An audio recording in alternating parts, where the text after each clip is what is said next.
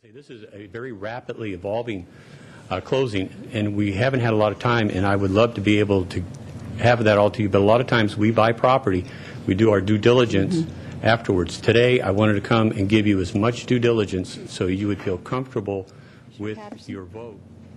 So here's what I'm understanding. I mean, because usually if I send an agent out as an individual, not a government, to purchase property for me, and I'm really the one who amassed it, not the owners of the property, and the increment in price accrues to the one who amassed it. So what we're doing when we come to our 7% is we're essentially amassing the property and then assigning the additional value to the owners of the individual properties who haven't amassed it. Well, as I was saying before, the comparable sales show that when you amass property, you are going to be paying higher than market value because the cost of trying to assimilate. Well, when you amass it or when you buy property that's been amassed? Well, I think in this case it's the same. I mean, we had someone go out that worked with us and negotiated, came to us and said, I'm going to assign it to you. He's assigning it to us at the value he's purchasing it. There is no real estate commission involved, so it's just a very straightforward pass-through to the county. So I have two more questions, if I may. One is, and maybe Mr. Lay, you're the one who should answer this, or Commissioner Barbetta, because you've been, I guess, part of the conversations. But since this is a pass-through essentially to the city, why is the city not buying it? Primarily because we were the ones that had the contacts and the ability to make it happen in a quick fashion, and so we began to act. We just offered to act as the agent for the whole team in this particular regard, the team of the city and the county. Okay. Is that simple?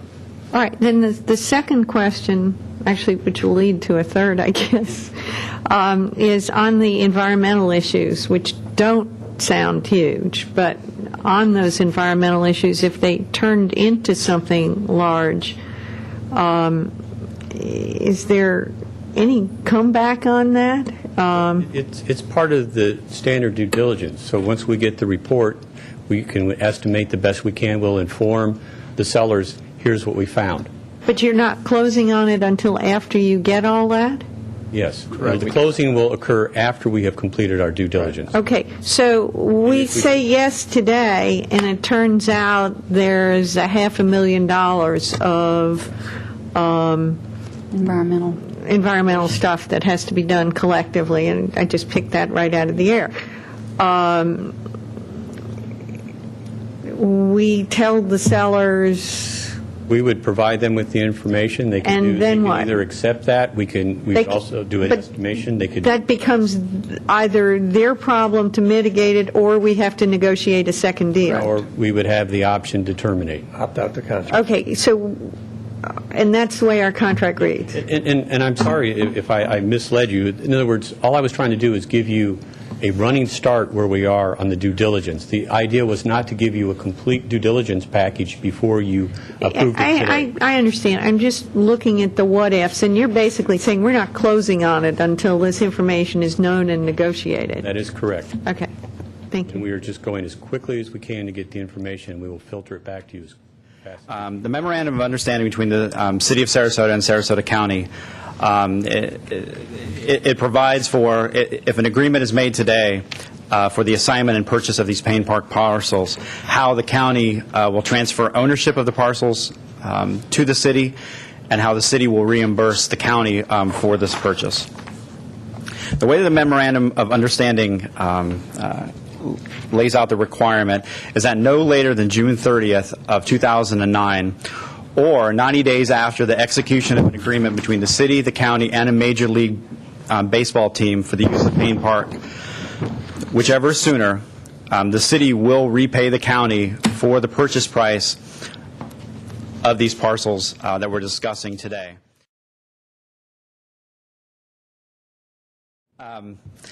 the county's purchase price is $4.785 million, plus reimbursement to the county of all due diligence costs and other costs related to the county's purchase of the Payne+Park parcels.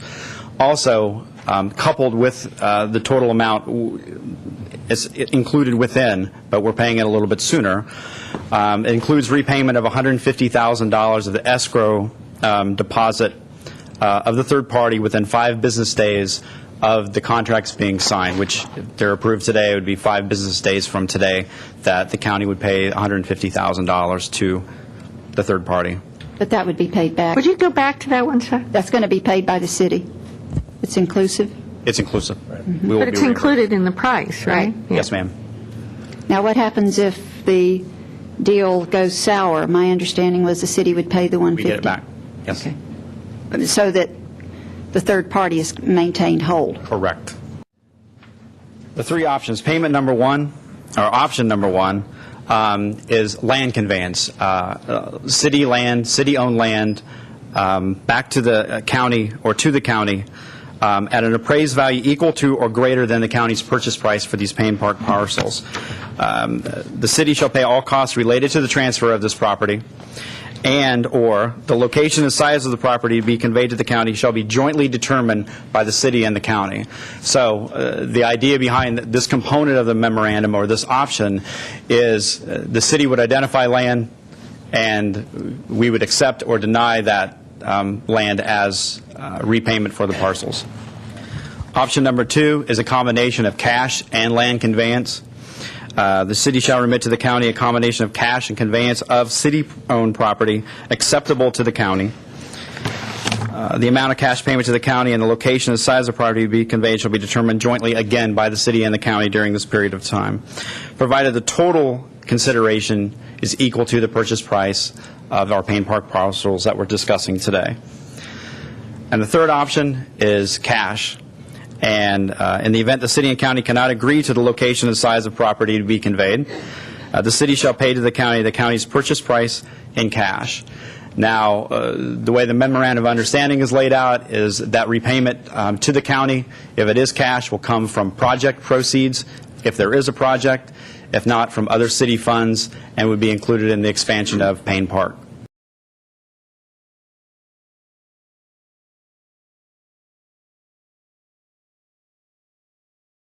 You know, while I have the floor, the one thing that I really just hate about the package you guys have put together is this contract is unreadable.